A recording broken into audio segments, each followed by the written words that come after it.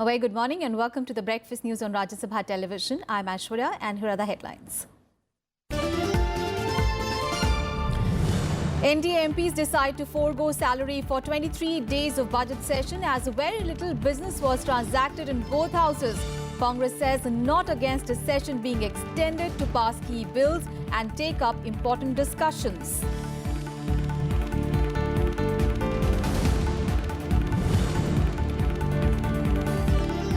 Cabinet approves Protection of Human Rights Amendments Bill 2018, approval to right-size the Competition Commission of India by reducing the number of members from 6 to 3 given.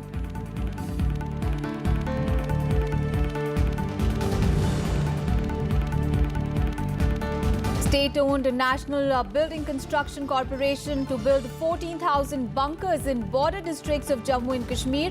416 crore rupees sanctioned for construction in 5 districts to shield civilians from Pakistani fire.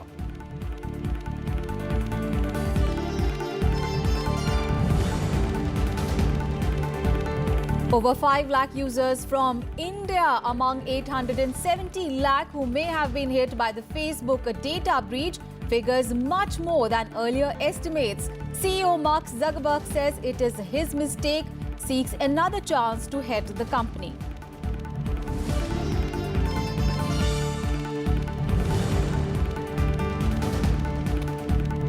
And India opened their account at the Commonwealth Games in Australia. P. Guru Raja wins a silver in 56-kilogram weightlifting. Saina Nehwal wins against a Sri Lankan counterpart. Women's table tennis team also beat Sri Lanka in the first league match. Our top story this morning, NDA MPs have decided that they will not take their salaries and emoluments for the 23 days of the budget session. Parliamentary Affairs Minister Anand Kumar said that the decision to forego their salaries was taken as no business has been conducted in Parliament for the past 23 days due to the opposition protests. प्रमुख विपक्ष के नाते दोनों सदनों में Congress party सबसे बड़ा पंचायत में जनहित के कामकाज करने के बजाय, विधायी कामकाज करने के बजाय और देश का कई गंभीर मामलों के बारे में चर्चा करने के बजाय हाउस को रोक के रखने का काम किया है। उनके साथ कई विपक्ष भी साथ दिए हैं। ये सारे विषयों को मद्देनजर रखते हुए भारतीय जनता पार्टी और एनडीए के सभी सांसदों ने तय किया है, यानी ये 23 दिन का वेतन और भत्ता हम नहीं लेंगे। And leaders of over a dozen opposition parties on Wednesday met Rajya Sabha Chairman M. Venkaiah Naidu and Lok Sabha Speaker Sumitra Mahajan to demand a discussion on the key issues of national importance. Opposition leaders from the Congress, BSP, SP, DMK, NCP, TMC and the left parties met to discuss the stalemate in both houses. The opposition leaders put forth their demand for a discussion on issues like the SC/ST Act, the CBSE paper leak and the PNB fraud case. The Congress has also suggested extending the session by a day or two. देश का 1/4 हिस्सा अगर इस कानून को dilute करने से प्रभावित हुआ है, तो जो कानून बनाने वाले लोग हैं, विपक्ष हैं, क्या वो मुंह बंद करके बैठ जाएंगे? सरकार ये मुद्दे पे आज कल ये डिस्कशन करे, हमें कोई आपत्ति नहीं। सरकार 2 दिन और सदन बढ़ा दे और कानून बिल पास कर दे, हमें कोई आपत्ति नहीं, लेकिन ये देश के जो मुद्दे हैं ये उठाए। Meanwhile, the monthly allowances of the members of parliament has been increased. The MPs will now be paid 70,000 rupees per month as a constituency allowance instead of 45,000 rupees per month. The office expenses allowance has also been increased to 60,000 rupees from 45,000 rupees. In the month of February, the Union Cabinet had approved a 55% hike in the monthly allowances of the MPs. The allowance will have an additional financial implication of more than 390 million rupees and 66.4 million rupees on the account of recurring and non-recurring expenditures respectively. And anguished by the repeated disruptions in the Rajya Sabha, Chairman M. Venkaiah Naidu on Wednesday said that the patience of the country is being tested. He also said that democracy is being murdered due to the relentless disruptions which are preventing the House from transacting any business. After the newly elected or re-elected members were administered oath, disruptions by opposition members once again stalled proceedings in the Rajya Sabha. Members of the TDP, AIADMK, DMK, Congress, BSP, SP, RJD and the TMC moved into the well of the House.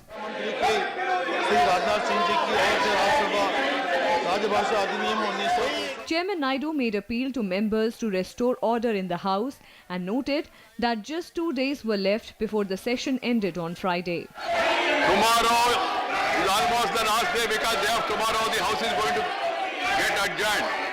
We have not transacted any business including important bills. Number of bills are pending before the House. The country wants development, the country wants registration, people want registration.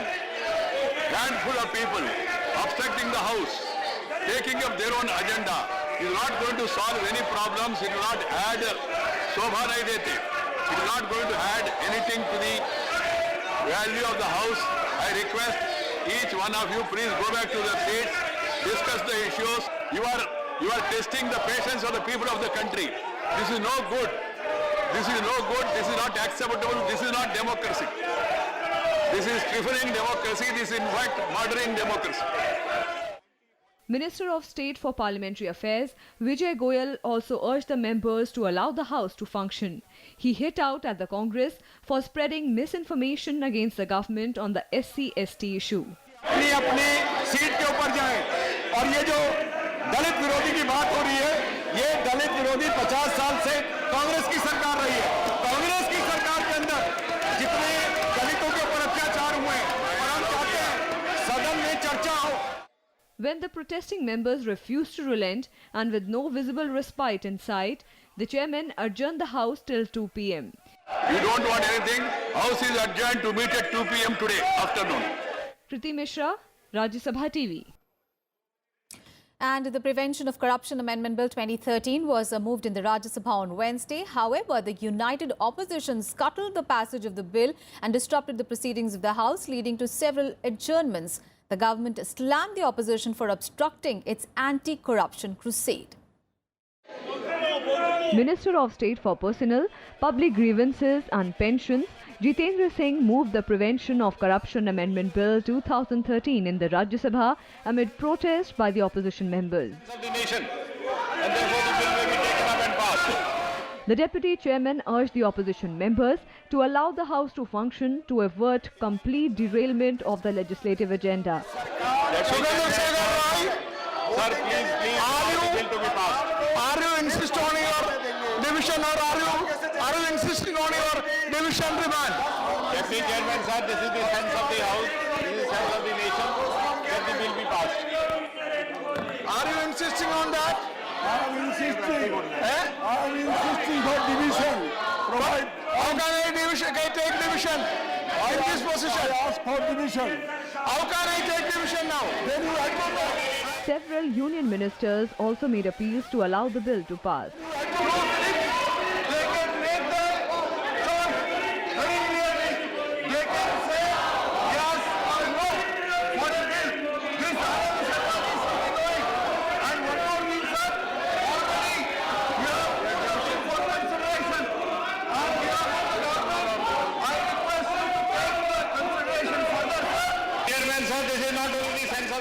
Sense of the nation, and therefore the bill may be taken up and passed. Deputy Chairman, sir, the bill has gone through the standing committee, it's gone to the select committee, time and again it has been discussed over the last 4 years. Member, even a new member is as good as a member as the old member. If there is no division, he can also sign his voting on a slip of paper. Government is keen for a debate for the last so many days. No debate is allowed to happen. No problem. This law is important. For the sake of finding out. Deputy Chairman was even ready to take up division as pressed by the opposition, but voting on the bill could not be initiated for lack of order in the House. When opposition parties refused to relent, Deputy Chairman adjourned the House till Thursday. House is adjourned till 11 hours. Kriti Mishra, Rajya Sabha TV. And Lok Sabha proceedings were washed out for the day yet again on Wednesday. Speaker Sumitra Mahajan suspended the question hour within minutes after the House resumed as MPs raised slogans and displayed placards demanding the formation of the Kaveri Water Management Board. The House reconvened at noon. Several ministers laid papers on the table amid protests, but the proceedings could not continue further and the House was adjourned for the day. And the Cabinet has given its approval to the Protection of Human Rights Amendment Bill 2018 for better protection and promotion of human rights in the country. The approval has been given at a meeting of the Cabinet chaired by Prime Minister Narendra Modi yesterday. The bill proposes to include a National Commission for Protection of Child Rights as a deemed member of the Commission. It also proposes to add a woman member in the composition of the Commission. The bill proposes to incorporate a mechanism to look after the cases of human rights violation in the Union territories. The Cabinet also gave its approval for right-sizing the Competition Commission of India or the CCI from 1 chairperson and 6 members to 1 chairperson and 3 members by not filling the vacancies expected in September. The proposal is in line with the government's objective of minimum government, maximum governance. The Union Cabinet also gave approval to the closure of a Burn Standard Company Limited, a central public sector enterprise under the Ministry of Railways. The decision was taken in view of the continuous poor physical and financial performance of this company for more than 10 years, despite financial assistance and other support provided by the government.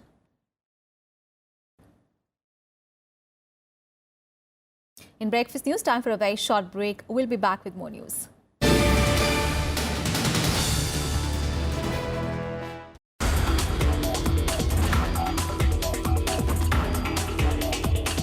In India, still, 40 crore people, they don't have access to electricity. We must give emphasis to both, grid connected and off-grid. A country like India that has got, I also believe, a strong, potential and need also. The solar program should be, a mass program. It should not be only government-driven program. It should be, that rules, regulations should be very flexible and pro-people.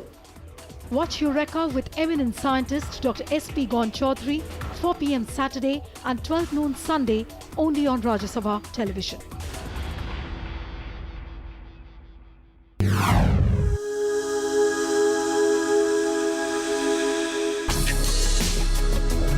Tales that inspire. Stories of social change. A salute to diversity. Promoting public discourse. Events that motivate. Inspiring the innovative spirit. Watch Rajya Sabha television documentaries.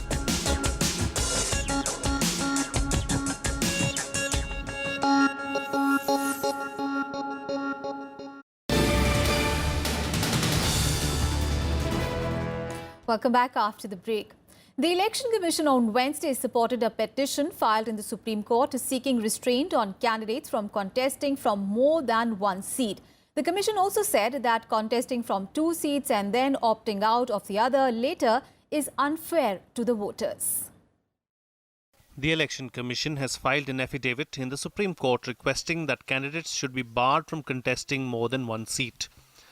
The move comes a few months after an advocate filed a petition with the same request.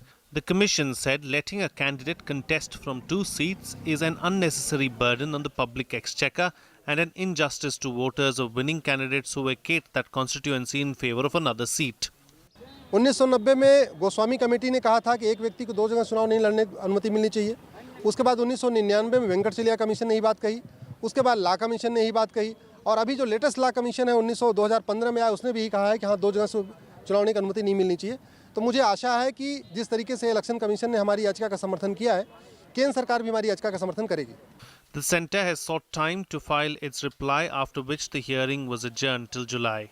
Upadhyay's petition sought to amend Section 33(7) of the Representation of the People Act that allows a candidate to contest the Lok Sabha or Assembly election from 2 constituencies simultaneously. Bureau Report, Rajya Sabha Television. On to news from poll-bound Karnataka, and on a 3-day visit to the state, Chief Election Commissioner O.P. Rawat on Wednesday held a meeting with the State Chief Electoral Officer Sanjeev Kumar and other senior officials. He also released a booklet as part of a voters' awareness drive. Rawat and other senior officials will hold meetings with the representatives of political parties in the next 2 days. He will also hold a detailed review meeting with the Chief Secretary, additional Chief Secretaries, the top police officers and other senior officials in the state. Remember, Karnataka is going to polls on 12th of May and the counting of votes will be on 15th of May. And BJP President Amit Shah has said that the BJP will not allow anyone to change the reservation policy. Addressing the public in Odisha's Bhawanipatna district, Amit Shah said no one can dare to change the reservation policy as set by B.R. Ambedkar in the Constitution of India. Shah also blamed the Congress and other opposition parties for the deaths of over 10 people in violence during the nationwide strike called by various Dalit organizations against the SC/ST Act this week. मैं स्पष्ट करना चाहता हूं, ये बड़ी सभा में 50,000 से ज्यादा लोग हैं। भारतीय जनता पार्टी न रिजर्वेशन हटाएगी, न किसी को रिजर्वेशन हटाने देगी।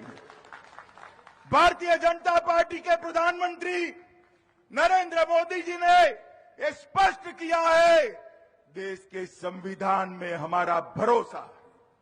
बाबा साहब आंबेडकर ने जो संविधान बनाया है, उसमें तिल मात्र भी रिजर्वेशन के बारे में बदलाव करने की किसी की हिम्मत नहीं है। भारतीय जनता पार्टी करने भी नहीं देगी।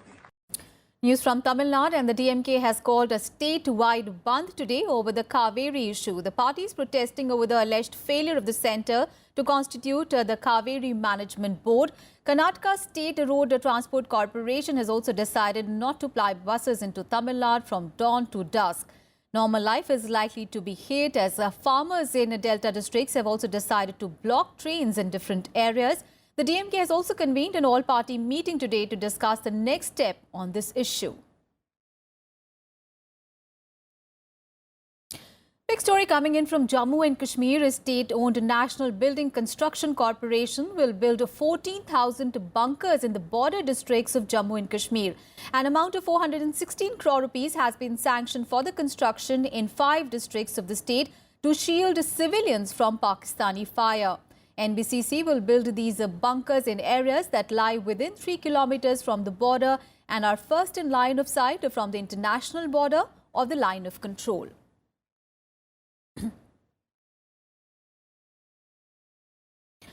And a Jodhpur court will pronounce its verdict in the 19-year-old poaching case against actors Salman Khan, Saif Ali Khan, Sonali Bendre, Neelam and Taboo today. The 5 are accused of poaching 2 black bucks in Jodhpur's Kankuni village in October 1998 during the shooting of a film. Final arguments of the case were completed in the trial court on 28th of March, after which Chief Judicial Magistrate had reserved the judgment. Actor Salman Khan is facing charges under Section 51 of the Wildlife Protection Act, and the other actors have been charged under Section 51 of the Wildlife Protection Act, read with Section 149, that is unlawful assembly of the Indian Penal Code.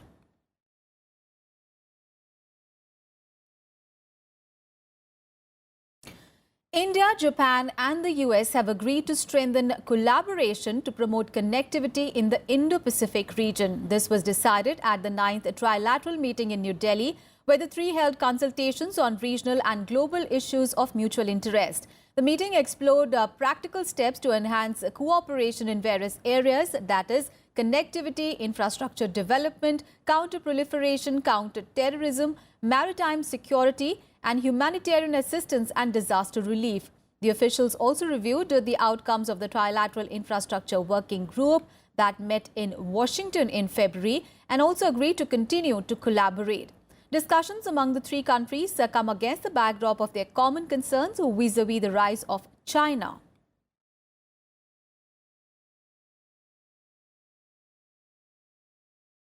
Meanwhile, India says that it is managing the complexities in its relationship with China, even as it seeks to make progress within the framework of a broader developmental partnership. Defence Minister Nirmala Sitharaman said this while addressing the 7th Moscow Conference on International Security in Moscow. Sitharaman also expressed concerns over the resurgence of territorial disputes in the maritime domain in the Indo-Pacific region. She also said that Indo-Pacific region was the most dynamic engine of the global economy. Sitharaman also met her Chinese counterpart Wei Fenghe on the sidelines of this conference. They are understood to have exchanged views on bilateral issues, particularly on the situation along the nearly 4,000-kilometer border between the two countries. Sitharaman herself tweeted a picture of her meeting with Wei. Remember, troops of India and China were locked in a 73-day-long standoff in Doklam in June last year. The face-off had ended on 28th of August. We continue to manage the complexities in the Indo-China relationship, even as we seek to make progress within the framework of a broader developmental partnership. India is also working with ASEAN countries and other partners to build a regional architecture that is open, balanced, and ensures sovereignty and security of all countries. An External Affairs Minister Sushma Swaraj will participate in the Non-Aligned Movement Mid-Term Ministerial Conference in Azerbaijan's capital Baku today. The meeting that takes place today and tomorrow is being held under the theme of promoting international peace and security for sustainable development. Ahead of the meet, MEA said that as a founding member of NAM, India is committed to the purposes and principles of this movement. It further added that India's participation in the meeting underlines our continued active and constructive engagement with the movement with a view to further strengthen solidarity and cooperation among its member states. The NAM, which was founded in 1961, is a group of countries that were not associated with the then two world major powers, the US and the Soviet Union. Earlier, Sushma Swaraj held bilateral meetings with Azeri leadership to give a greater momentum to the ties. After holding delegation-level talks with her Azeri counterpart, Elmar Mamadayarov, Sushma said that India aims to consolidate its ties with Azerbaijan based on strong, vibrant and mutually beneficial partnership. The meeting was followed by a joint statement where the two leaders also agreed for a global and concerted action to combat militancy, stating that both the sides had zero tolerance on the issue. Sushma Swaraj further said that both the nations were satisfied with the increase in bilateral trade between the two nations and expected it will grow further.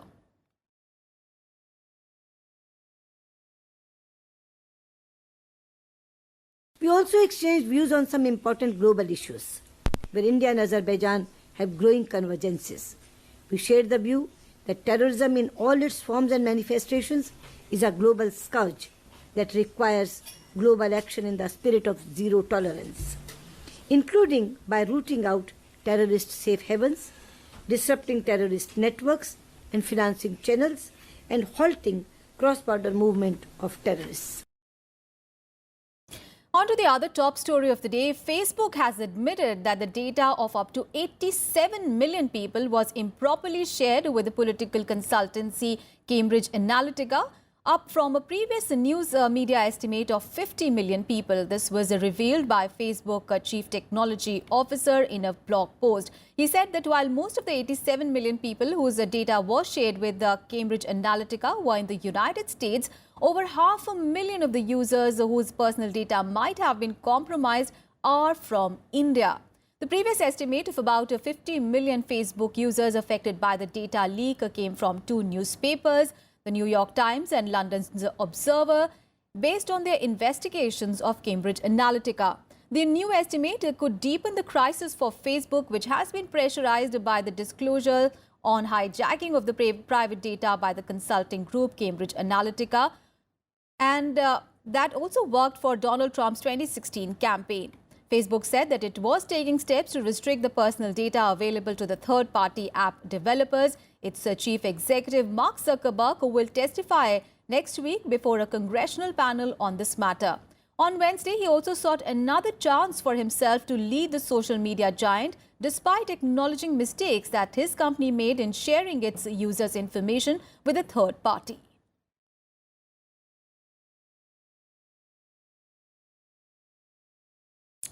And India kicked off its campaign at the Commonwealth Games on a high note by winning a silver on the first day. Indian weightlifter P. Guru Raja won silver in the 56-kilogram weightlifting. 25-year-old Guru Raja equaled his personal best of 249 kilograms to finish second in the tournament. Guru Raja failed in his first two attempts before managing a good lift of his last chance to zoom to the top half of the table. And ace shuttler Saina Nehwal won the first round of badminton women's singles, beating her Sri Lankan opponent Madhushika Dilrukshi 21-8, 21-4. India also beat Sri Lanka 3-0 in the first Pool A match in the women's table tennis competition. But in a shocking defeat, the women's team went down in hockey, losing to Wales 3-2. Wall number 10, India conceded 2 goals in the first half against wall number 26, Wales. The team, however, then fought back with 2 goals in the third period, but Wales managed to score the winning goal in the 57th minute. And Natasha rooms in Wales, people would be on their...